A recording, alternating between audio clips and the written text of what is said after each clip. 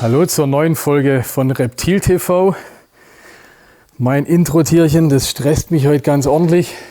Hier ein wunderhübscher Netzpython, Procamerus reticulatus. In dem Fall ein Piebald. Ne? Also die Piebalds sind ja auch oder mittlerweile schon seit ein paar Jährchen bis zu den Netzpythons vorgedrungen. Den wollte ich euch schon lange mal als Intro-Tierchen zeigen. Heute habe ich mir die Mühe gemacht, den rauszuziehen. Er ist, wie die Netzpythons sind,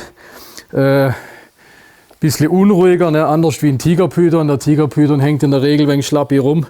Der Netzpython, der kriecht die ganze Zeit und macht und tut. Aber wunderhübsches Tier. Also ich bin absoluter Netzpython-Fan und das Ganze noch als Piebald wunderschön. Möchte ich euch heute als Intro-Tierchen zeigen. Jetzt aber zu unserem heutigen Thema.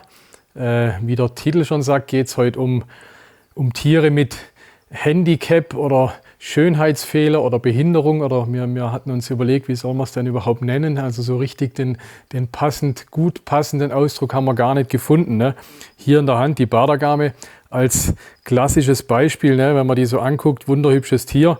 Und wenn ich die jetzt genauer zeige, fehlt dem armen Tierchen sogar fast der ganze Schwanz. Ne? Also ihr habt es bei Bardagamen sicherlich auch schon gesehen. Oft fehlt nur das Spitzchen oder der halbe. Dem hier fehlt so gut wie der ganze Schwanz. Jetzt geht es einfach darum, ist das für das Tier ein Problem? Ne? Also bei den Terrarianern, für manche ist es überhaupt kein Problem. Für manche ist es relativ egal und für manche ist es um Gottes Willen, wenn da nur das Schwanzspitzchen bei einer Bardagame fehlt, dann wollen die das Tier nicht, weil die sagen, der ist ja nicht okay oder der ist nicht perfekt oder sowas. Ne? Vielleicht diese Sendung gleich ein bisschen als Lanze brechen für die Tiere, die vielleicht nicht ganz so perfekt sind. Ne? Unterteilen möchte ich das Ganze mal noch in 3 Rubriken sozusagen. Das hier ist die erste Rubrik, die ich euch zeigen will. Das sind Tiere, die einfach durch eine Verletzung ein Gliedmaß oder einen Teil ihres Körpers verloren haben. Ne? In dem Fall die Bardagame, also der kam nicht so auf die Welt, sondern ich können es jetzt nicht immer nachvollziehen, wann oder wie wir den gekriegt haben. Also wir haben den schon ohne Schwanz gekriegt. Aber gerade die Bardagamen beißen sich ganz gern mal in die Schwänze. Da kann es passieren. Und kann auch sein, dass wirklich dann der ganze Schwanz fehlt.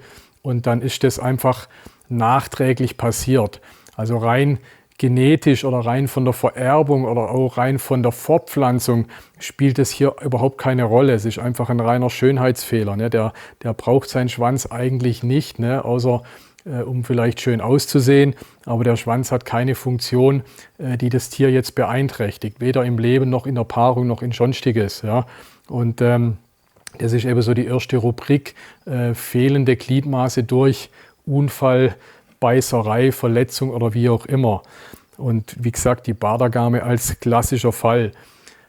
Das Ganze geht nochmal in 2 Richtungen. Ich lege die Bardagame mal weg.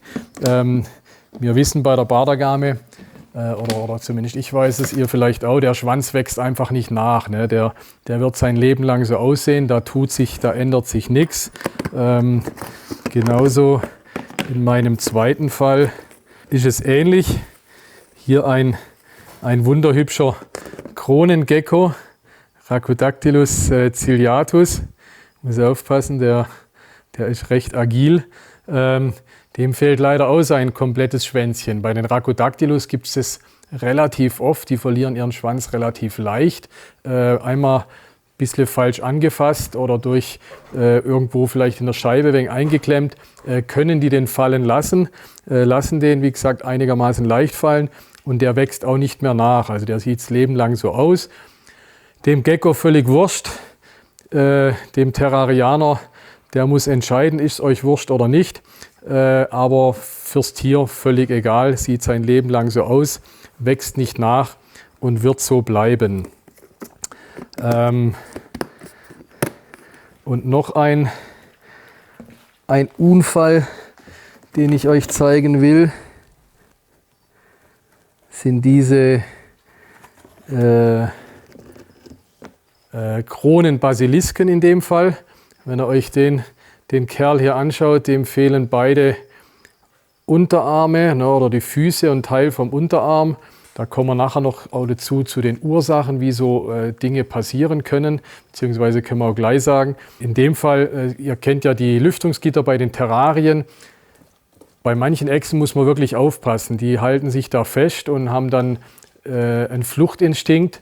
Und wenn irgendwas ist, wollen die weglaufen, sind mit den Krallen im Lüftungsgitter fest, wollen schnell wegrennen und die Krallen oder gar der ganze Fuß reißt ab und ist im Lüftungsgitter verankert und das Fuß oder Bein oder Zehen reißen ab. So ist es auch bei dem hier passiert. Ebenfalls schade für das schöne Tier oder traurig. Andererseits, dem Tier ist völlig wurscht. Also gut, der ist leicht beim Klettern vielleicht leicht behindert, dass er nicht ganz so gut klettern kann wie seine Artgenossen. Wobei man merkt dem nichts an, also der fühlt sich pudelwohl. Wir nehmen den als Zuchttier, ne? Wir züchten mit dem hübschen Kerl. Wie gesagt, ich glaube, das Tier leidet nicht mehr darunter und ich als Terrarianer habe auch kein Problem damit. Und so kriegt er bei uns als Zuchttier oder hat er seine Aufgabe. Aber solche Verletzungen gibt es auch und natürlich wächst es auch nicht nach, ne? Also wie gerade schon die Schwänze von Kronengecko und Badagame, so auch natürlich Gliedmaßen wie Arme, Beine, ist was, wo leider definitiv nicht nachwächst. Bei manchen Terrarientieren jedoch,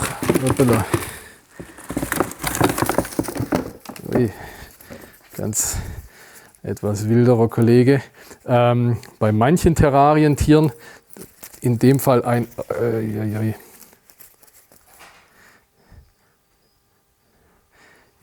ein schwarzer argentinischer Teju, der hat seinen Schwanz verloren. Jetzt sehen wir hier schon ein Stückchen am Nachwachsen. Hier das schwarze Stück, das ist das Regenerat. Also bei den Tejus zum Beispiel wächst der Schwanz komplett nach. Am Anfang hat er so eine schwarze Färbung, wie ihr hier seht. Der wächst komplett auf die komplette Länge nach.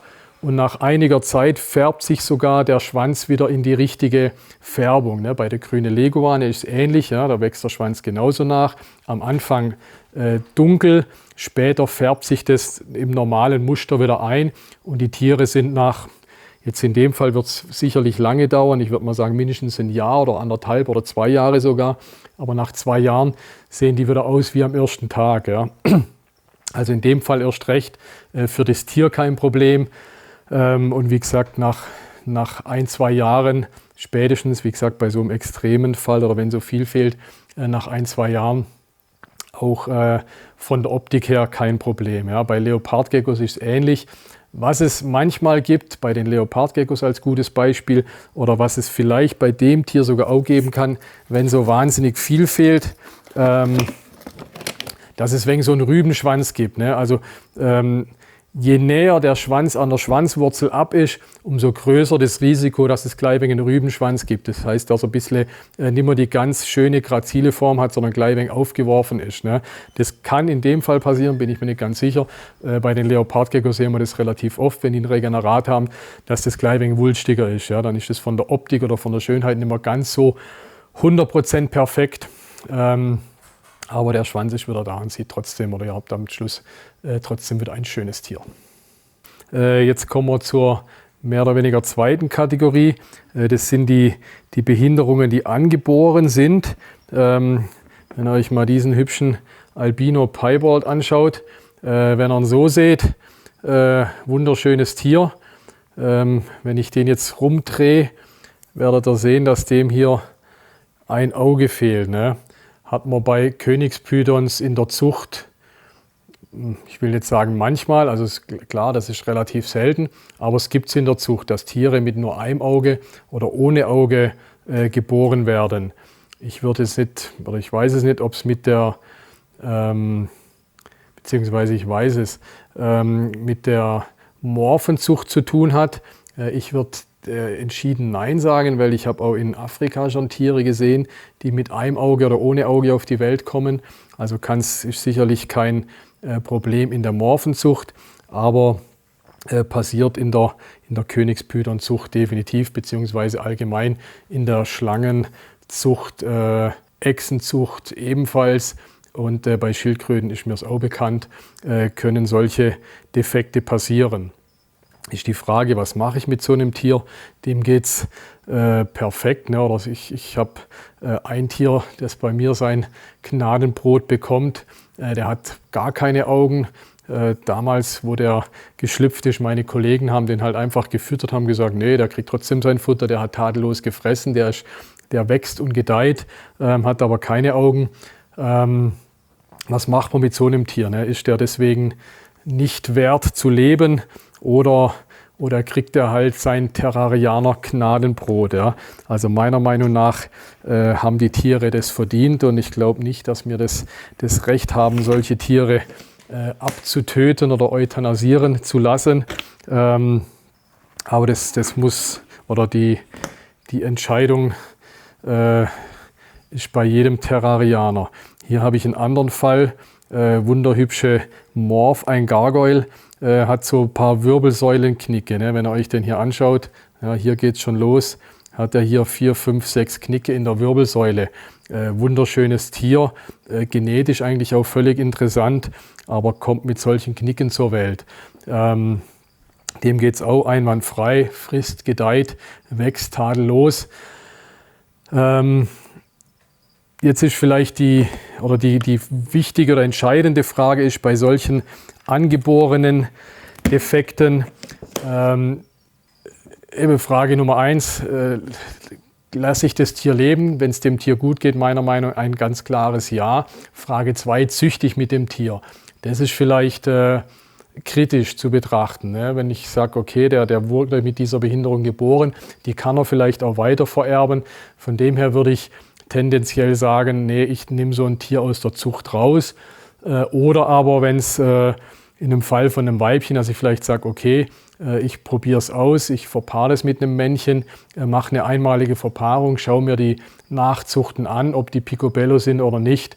Das ist aber ein heikles Thema. Das ist ebenfalls Entscheidung von jedem Terrarianer oder Züchter selber, was er damit macht, müsst ihr für euch entscheiden.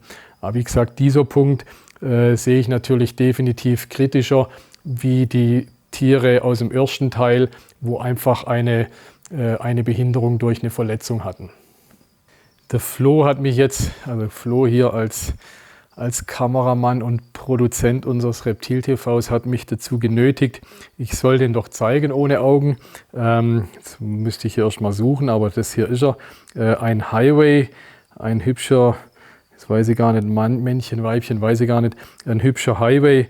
Wirklich eigentlich wunderschönes Tier, aber wenn er mal schaut, weder rechts noch links irgendwelche Augen.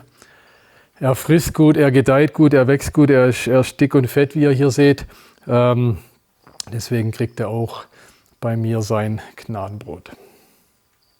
Dann kommen wir zur dritten Kategorie der Behinderungen, die ich eigentlich am schwierigsten verständlich finde.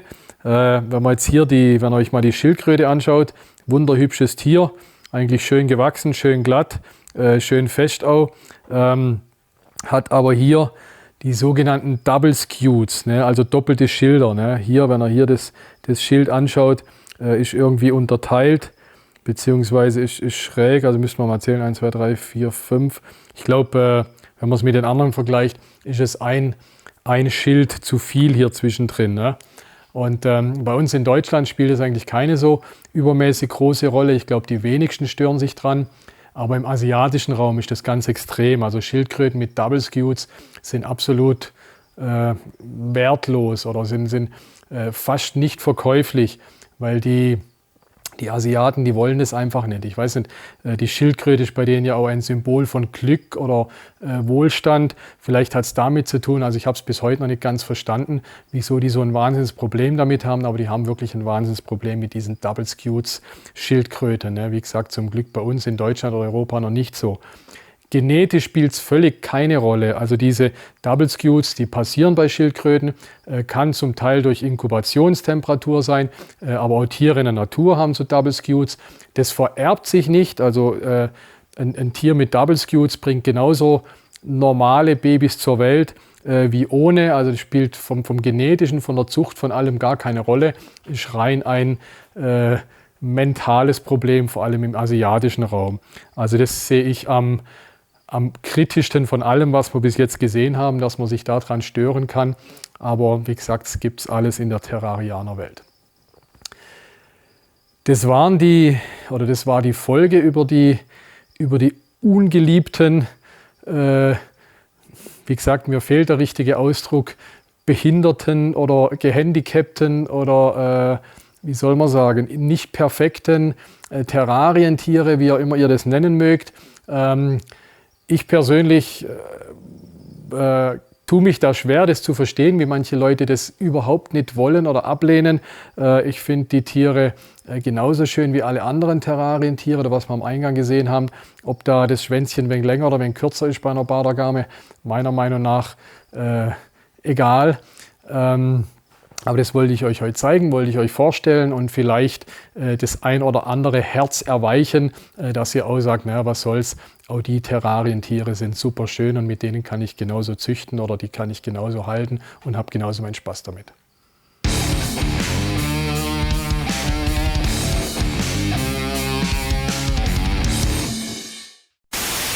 Also, geht's los.